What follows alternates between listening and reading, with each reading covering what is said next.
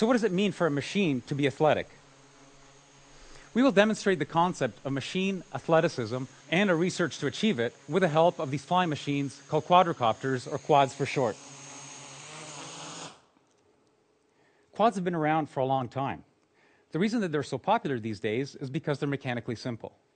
By controlling the speeds of these four propellers, these machines can roll, pitch, yaw, and accelerate along their common orientation. On board are also a battery, a computer, various sensors, and wireless radios. Quads are extremely agile, but this agility comes at a cost. They are inherently unstable, and they need some form of automatic feedback control in order to be able to fly.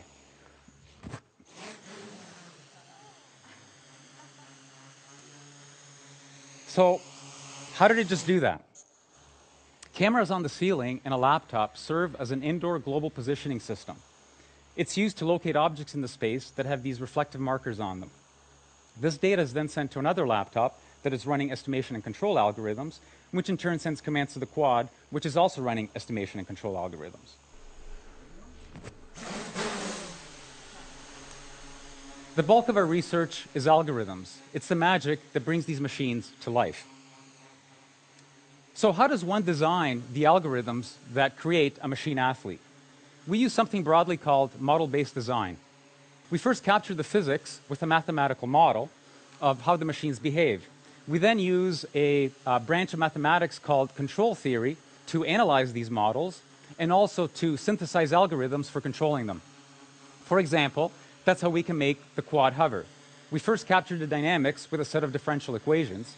We then manipulate these equations with the help of control theory to create algorithms that stabilize the quad. Let me demonstrate the strength of this approach. Suppose that we want this quad to not only hover, but to also balance this pole. With a little bit of practice, it's pretty straightforward for a human being to do this, although we do have the advantage of having 2 feet on the ground and the use of our very versatile hands. It becomes a little bit more difficult when I only have 1 foot on the ground and when I don't use my hands. Notice how this pole has a reflective marker on top, which means that it can be located in the space.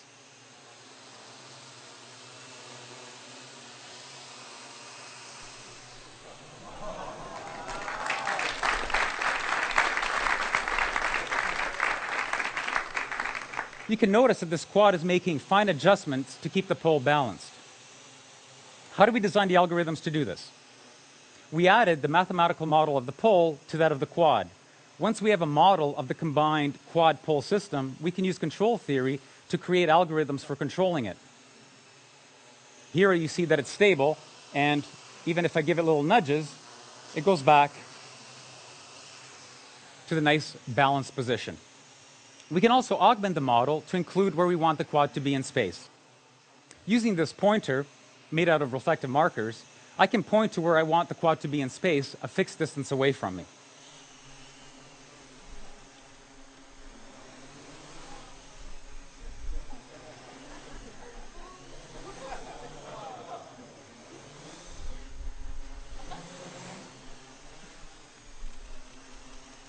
The key to these acrobatic maneuvers is algorithms, designed with the help of mathematical models and control theory. Let's tell the quad to come back here and let the pole drop, and I will next demonstrate the importance of understanding physical models and the workings of the physical world.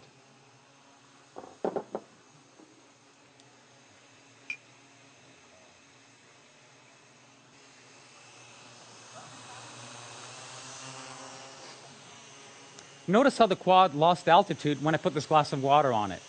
Unlike the balancing pole, I did not include the mathematical model of the glass in the system. In fact, the system doesn't even know that the glass of water is there. Like before, I can use the pointer to tell the quad where I want to be in space.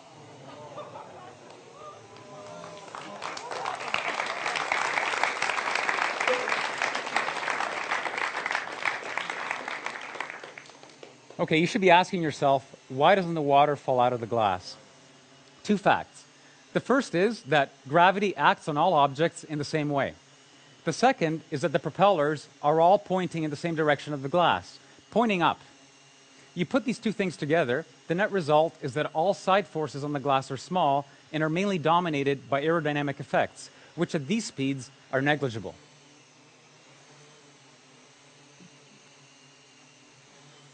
And that's why you don't need to model the glass. It naturally doesn't spill, no matter what the quad does.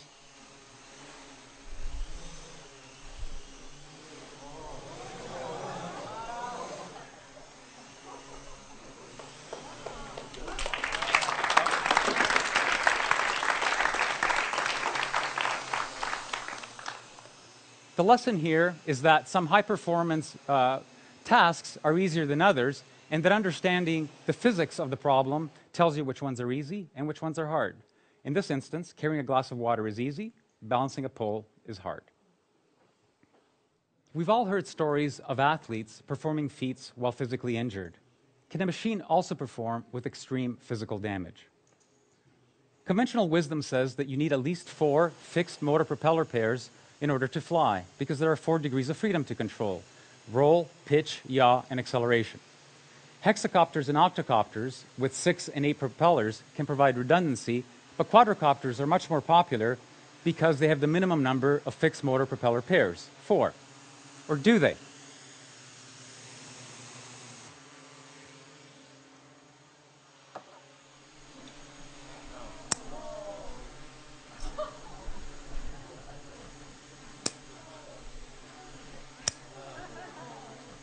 If we analyze the mathematical model of this machine with only 2 working propellers, we discover that there's an unconventional way to fly it.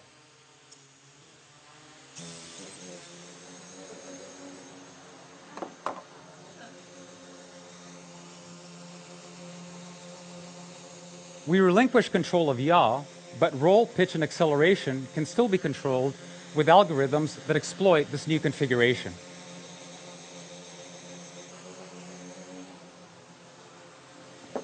Mathematical models tell us exactly when and why this is possible. In this instance, this knowledge allows us to design novel machine architectures or to design clever algorithms that gracefully handle damage, just like human athletes do, instead of building machines with redundancy. We can't help but hold our breath when we watch a diver somersaulting into the water, or when a vaulter is twisting in the air, the ground fast approaching. Will the diver be able to pull off a rip entry? Will the vaulter stick the landing? Suppose we want this quad here to perform a triple flip and finish off at the exact same spot that it started. This maneuver is going to happen so quickly that we can't use position feedback to correct the motion during execution. There simply isn't enough time. Instead, what the quad can do is perform the maneuver blindly, observe how it finishes the maneuver, and then use that information to modify its behavior so that the next flip is better. Similar to the diver and the vaulter, it is only through repeated practice that the maneuver can be learned and executed to the highest standard.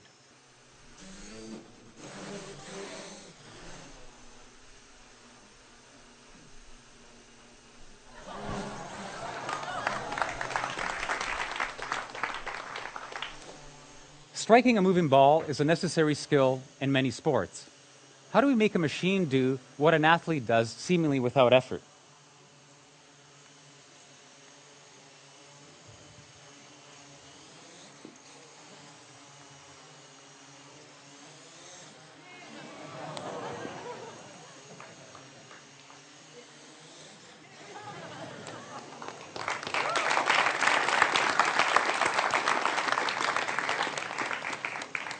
This quad has a racket strapped onto its head with a sweet spot roughly the size of an apple, so not too large. The following calculations are made every 20 milliseconds or 50 times per second. We first figure out where the ball is going. We then next calculate how the quad should hit the ball so that it flies to where it was thrown from. Third, a trajectory is planned that carries the quad from its current state to the impact point with the ball.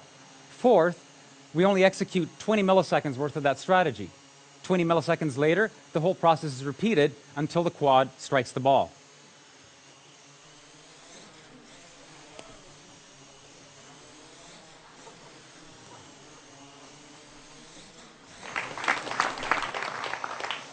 Machines can not only perform dynamic maneuvers on their own, they can do it collectively. These 3 quads are cooperatively carrying a Skynet.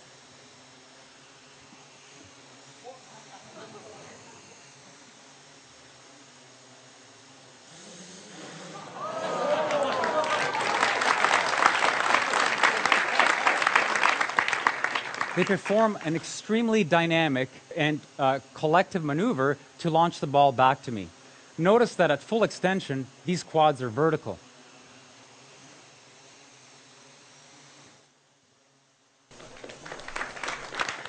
In fact, when fully extended, this is roughly 5 times greater than what a bungee jumper feels at the end of their launch.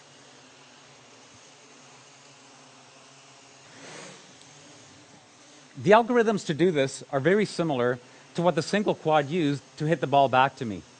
Mathematical models are used to continuously replan a cooperative strategy 50 times per second. Everything we have seen so far has been about the machines and their capabilities. What happens when we couple this machine athleticism with that of a human being? What I have in front of me is a commercial gesture sensor, mainly used in gaming. It can recognize what my various body parts are doing in real time. Similar to the pointer that I used earlier, we can use this as inputs to the system. We now have a natural way of interacting with the raw athleticism of these quads with my gestures.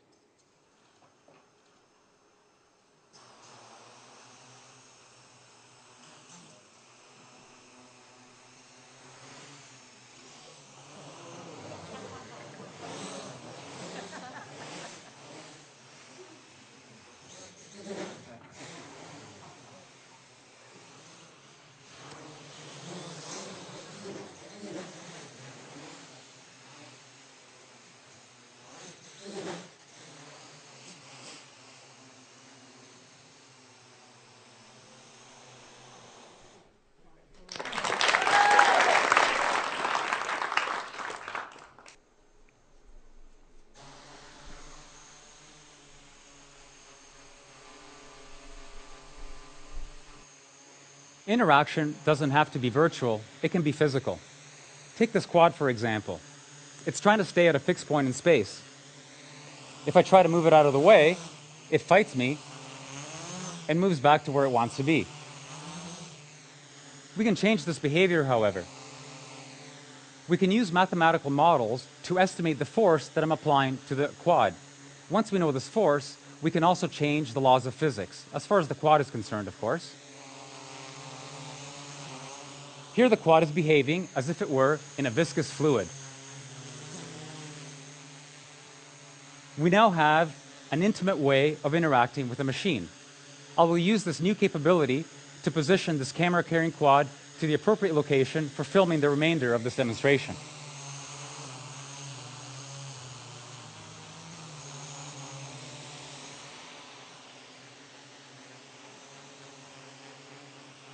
So we can physically interact with these quads, and we can change the laws of physics. Let's have a little bit of fun with this. For what you will see next, these quads will initially behave as if they were on Pluto. As time goes on, gravity will be increased until we're all back on planet Earth. But I assure you we won't get there. Okay, here goes.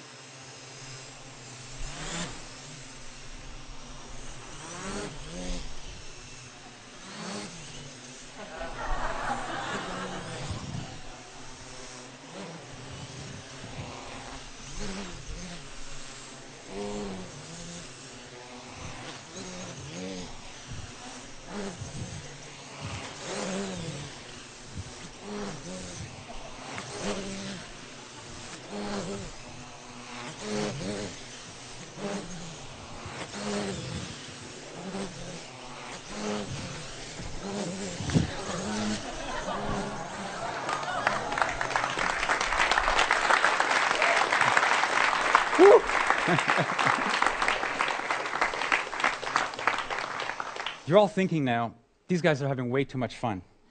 And you're probably also asking yourself, why exactly are they building machine athletes? Some conjecture that the role of play in the animal kingdom is to hone skills and develop capabilities. Others think that it has more of a social role, that it's used to bind the group. Similarly, we use the analogy of sports and athleticism to create new algorithms for machines, to push them to their limits. What impact will this breed of machine have on our way of life? Like all our past creations and innovations, they may be used to improve the human condition, or they may be misused and abused. This is not a technical choice we are faced with, it's a social one. Let's make the right choice, the choice that brings out the best in the future of machines, just like athleticism and sports can bring out the best in us. Let me introduce you to the wizards behind the green curtain. They're the current members of the Fly Machina research team.